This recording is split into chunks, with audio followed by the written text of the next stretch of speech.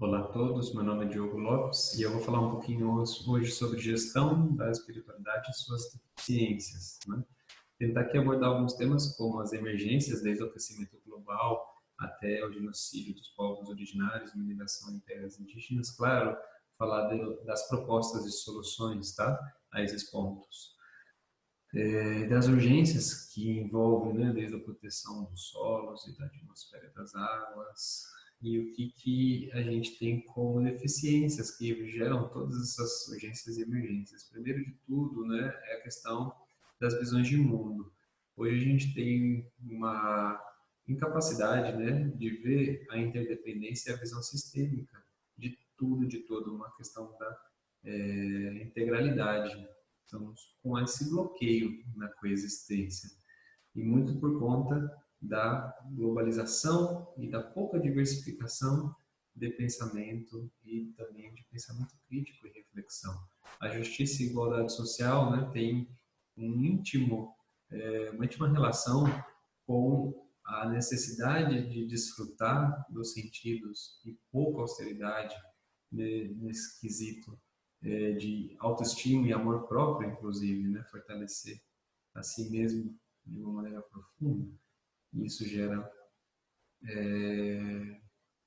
muita distração e aí acaba gerando essa luta por status, né? A correção de problemas estruturais da economia é impedida através, né, dessa incapacidade de perceber leis universais como ação e reação e também tem uma falta, né, uma ausência de orientação e a figura dos sábios ou da vocação para servir a sociedade, né, acabou criando com o mito da aposentadoria ou do prêmio, que no final da vida a gente acaba gozando do que aquilo que a gente não gozou durante o nosso período produtivo, né? Por isso que a gente está com os nossos avós em asilos, né? Ou certamente chorando muitas mágoas por coisas que não viveram. Com respeito ao meio ambiente, essa frase meio ambiente também tem um ponto cego incrível, né? Não existe meio ambiente, é o ambiente como um todo, né? A própria lei original, como a gente vai citar aqui, vai abordar esse tema com mais detalhes. A preocupação com a família, né? A família desde dessa sanguínea até uma família estendida, como todos os seres. A ética, a necessidade de discutir valores, de falar sobre o que é moral, né? E os seus códigos com análises de causa e efeito, né? Em determinados contextos, tempo, espaço e circunstância, não simplesmente um código de conduta ou ética temporária ou que atende um determinado grupo ou visão de mundo, mas um debate mesmo sobre essas diferentes visões e o que isso gera como maturidade. A necessidade de orientação e conhecimento para as gerações futuras em relação a tantas distrações e obstáculos, né, que a tecnologia e a vida moderna têm gerado. A importância do serviço desinteressado como um modelo da própria natureza, né, que produz seus frutos para outrem, né, que é a própria semente. Ela está desenhada dessa maneira, a própria natureza, né? Ela sempre beneficia sistemicamente através de funções, né? Os próprios órgãos do nosso corpo também são desenhados assim, através desses ciclos circulatórios, né? Então, a estrutura de pensamento, enfim, né, está muito condicionada, bloqueada e inflexível, né, rígida, por conta de um contexto histórico obscuro, né, de muito rigidez. Nós somos sistemicamente disfuncionais, né, como sociedade, como família, como profissionais. Então, isso é importante reconhecer. Na Ayurveda, né, que é a ciência da vida, está dentro dos Vedas, uma ciência milenária, lá está a composição, né, do ser e da própria natureza, né, as partes fragmentárias do todo, né, as partes fragmentárias da suprema personalidade, né, ar, água, terra e fogo, né, e o éter, né, como centro, que é digamos essa vibração, frequência não visível, né. O ar também é não visível, mas a gente percebe ele mais pelo vento, né. E tem uma relação muito interessante, que os desastres, né, a pandemia, os furacões, enfim, as intempéries e adversidades, quando elas são longas, contínuas e, enfim, passam a representar risco para a nossa humanidade, elas têm algumas funções também como mensageiras, né? Elas trazem a necessidade de entender as causas, né? Por exemplo, de uma pandemia ou de diversos desastres. A mente, a emoção, o corpo e o espírito, né, formam esse ser. Analogamente, né, a mente está muito conectada ao ar, ao pensamento, né, as emoções à água, o corpo à terra e o espírito ao fogo. E o ser é o éter, né? Então existe uma conexão com esse ser multidimensional, né, com essas diferentes camadas do ser, que vai desde a mente, a emoção, o corpo e o espírito, às próprias camadas da natureza. Então não existe meio ambiente, existe o ambiente como um todo.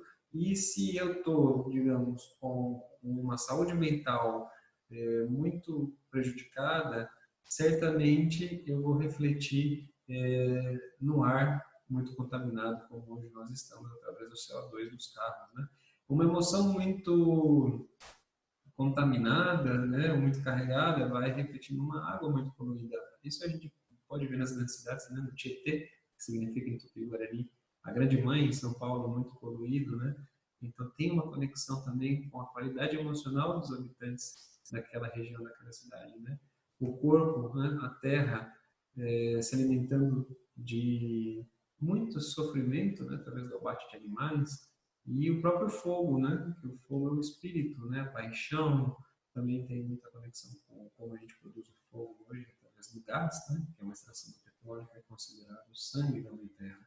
Esse ser, então, é um éter, né? Um espírito, também como fragmento microcosmos, como fractal, também está produzindo diversas desfuncionalidades, está poluindo a mente, as suas emoções, o seu corpo com violência, e o seu espírito com prisões que ele mesmo cria, por exemplo, as próprias cidades, né? A dimensão política que deforma a econômica, essa é uma frase do economista Dalbor, brasileiro. O que isso quer dizer? Os mamos, que são pajés na Serra Nevada, na Colômbia, eles falam de 5 necessidades essenciais do ser. O alimento, que está conectado com a sabedoria das sementes, né? O momento certo de invocar, o canto, a estação, como cultivar. A vestimenta e a memória, que é toda a narração, né, da história de origem, está muito conectada com a identidade e o território, né? De onde vem aquele povo, de onde vem aquele conhecimento essencial que se conecta, inclusive, com o pensamento e com a casa, que abriga, né, não somente o corpo físico, mas o espírito, que é onde eu vou cultivar o meu próprio pensamento. Tanto que eles têm a casa de pensamento, né, que são malocas, ocas, onde todos entram para poder cultivar e semear e fazer colher a palavra, né, a palavra semente, a palavra colheita, a palavra fruto. E o conhecimento da cura com as plantas. Então, veja, o nosso conhecimento na cidade ele se separou da produção de alimentos. Nosso conhecimento na cidade se separou da nossa memória, através dos símbolos das nossas vestimentas, né, da própria maneira de tecer e criar simbologias que nos resgatam as histórias de origem, de conexão com o território. As cidades nos separou disso, ainda mais com a mercantilização e globalização. E também nos separou como criar nossas próprias casas que sejam locais de cultivo de pensamento, e também separou de como saber cuidar da nossa própria saúde através das plantas, né? E receber as mensagens das doenças, que eles são mensageiros, né? E tudo isso nos torna uma identidade vazia, distorcida, né? Muitas vezes traumática. O que essas necessidades essenciais do ser nos trazem como padrão, né? Sempre esse ciclo quádruplo ou quíntuplo, né? Se a gente contar o centro, de preparação do solo, que é a transmutação, compostagem, né, os ritos de passagem. Mais importante é que o solo fértil é a minhoca, né, que decompõe os alimentos, os micro-organismos. Né, veja a importância disso, poético. O semear, né, a palavra semente, né, a ideia, semente, o sonho, semente, esse momento da primavera, né, o cultivar, o momento do verão, né, o ápice das águas, das chuvas e da colheita quando chega o outono, e do inverno quando volta a descansar o sol. E no centro a gente tem algo muito importante que é a colheita, que é o sol. e é a água, né? E a mãe terra, a casa comum, que muitas vezes nos dias de hoje representado pelo dinheiro, pelo tempo, né? Tempo é dinheiro.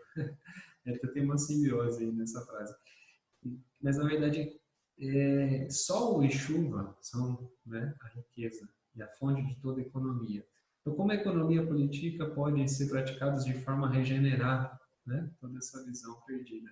Então, muito importante entender que a economia também vive de forma natural, através de ritos de passagem.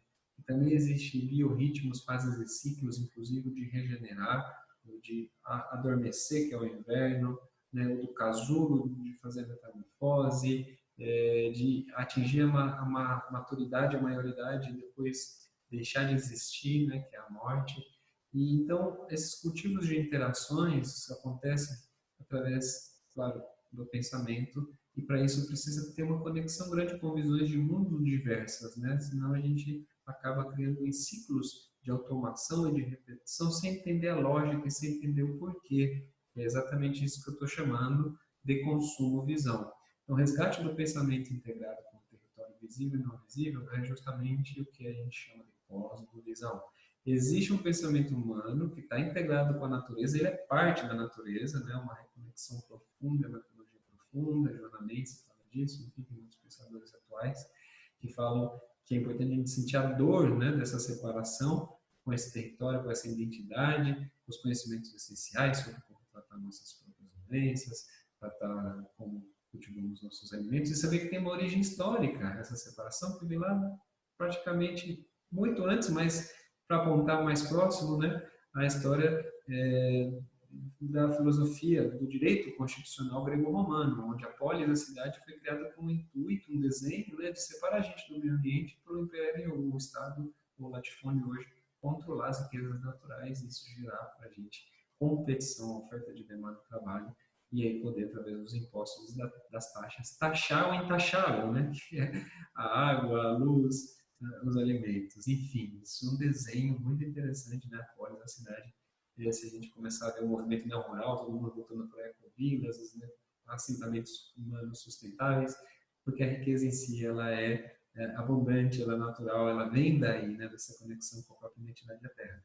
E eu chamo a atenção para um aspecto importante, que é os Vedas, né, que são ditos como a árvore dos desejos, porque todas as coisas conhecíveis do homem ali estão, você pode ter todo tipo de conhecimento, e ali envolve até o conhecimento sobre o invisível, transcendental, né, que são os planos chamados espirituais. Então, eu quero dizer que existe, né, dentro dessa sabedoria milenar, um conhecimento sobre o invisível, sobre aquilo que é transcendental, ou que a gente cientificamente poderia chamar hoje de antimatéria, né? Então, é importante entender isso. E em 2015 eu tive num encontro chamado Kiva, que é como um buraco, um útero da Mãe Terra, onde muitos povos ancestrais entram para fazer cerimônias e cultivar as suas palavras, os seus cantos e rezos, né? Isso é uma profecia que foi dita e que era necessário encontros de sabedoria ancestral com várias etnias, dançando em volta ao fogo, nesse útero, para gerir ou fecundar e gerir um novo mundo, né? Uma nova visão de mundo, através de todas as integrações de visões de mundo. E nesse rezo saiu algo muito importante, que foi a importância, né, de curar essa consumo-visão, que é uma distorção da cosmovisão, né, esse pensamento exponencial, acumulativo, competitivo, para a cosmovisão, de novo, imperar com as suas diversidades, essa riqueza, né, e reconstruir a epistemologia ancestral, né, ampliar essas fronteiras do saber que a gente ainda não sabe, mas está aqui dentro. E isso foi chamado de cosmogeocracia, né, que é uma visão ecocentrista, que é transcender o antropocentrismo. O homem não está no centro, né? A natureza está no centro, existe uma ordem.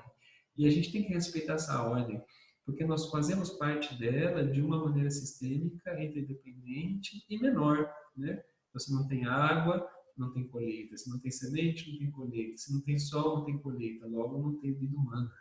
É muito importante entender que a nossa parcela aí é de respeito, reverências e conexão. E ali, dentro dessa Kiva, saiu, em 2015, depois de 4 anos, uma declaração chamada Declaração das Nações Unidas do Espírito, e eu quero compartilhar essa declaração com vocês, onde ela prega alguns princípios. Primeiro, reconhecemos, né, eles reconhecem como lei de origem, a mãe e pai criadores que se manifestam e expressam pela ordem natural. Por isso eles se declaram as Nações Unidas do Espírito. Eles propõem um caminho para desenvolver-se seres humanos verdadeiros, baseados nas novas formas de vida, em nossas formas de vida, na forma de sabedoria ancestral, né? Convidamos o ser humano esquecido de sua memória ancestral que vem beber dessa fonte. Consideramos que toda a natureza, elementais, minerais, animais, plantas, selvas, rios, montanhas, humanos, planetas, estrelas, assim como não invisível, como invisível, como família, não são recursos, né? E é fundamental viver em harmonia. Manifestamos a interculturalidade e o diálogo de saberes e favorecemos o reconhecimento de nossa humanidade comum, através das diferenças e a construção de acordos, né? Baseada na lei de origem de cada povo. Declaramos que nossa espiritualidade não é uma forma religiosa exótica, e sim uma maneira de viver de acordo com todos os seres, natureza e universo. Reconhecemos que a mulher é a mãe divina universal e não um modelo de beleza passageira que cria a ideia de que possamos possuir e controlar o mundo. Somos o cumprimento dos sonhos dos nossos ancestrais. Nossos povos ancestrais têm o silêncio para saber escutar e a palavra para saber falar e propor. Esta é uma proposta de aprendizagem no centro, que coloca no centro o ser e a convivência amorosa com todos os seres visíveis e invisíveis. E anunciamos que o nosso sistema de governo é cosmogeocracia, a ordem do governo do cosmos ligado à Terra. E eu escrevi um texto baseado na minha vivência durante a Kiva e também durante a Declaração das Nações Unidas, sobre o que eu entendi sobre essa fala, né, das Nações Unidas do Espírito, aqui Nações Unidas do Espírito, sobre a cosmogeocracia e a cosmogeoética. E eu convido todo mundo a escrever lá cosmogeocracia no Google e ler um pouquinho, é um artigo extenso, mas basicamente é como incluir, como transcender o antropocentrismo para o ecocentrismo, né? E como fazer para a gente resgatar esse pensamento humano integrado com o território e integrar os territórios no processo de tomada de decisão. Inclusive, no final desse artigo, eu acho que eu cito aqui alguns atores arautos desse processo, como, por exemplo, a jurista, né, a doutora Vanessa Hanson, com o livro Direitos da Natureza. Então, vamos todo mundo participar desse processo. Muito obrigado. Hare Krishna. Conto com vocês na Cosmogeocracia.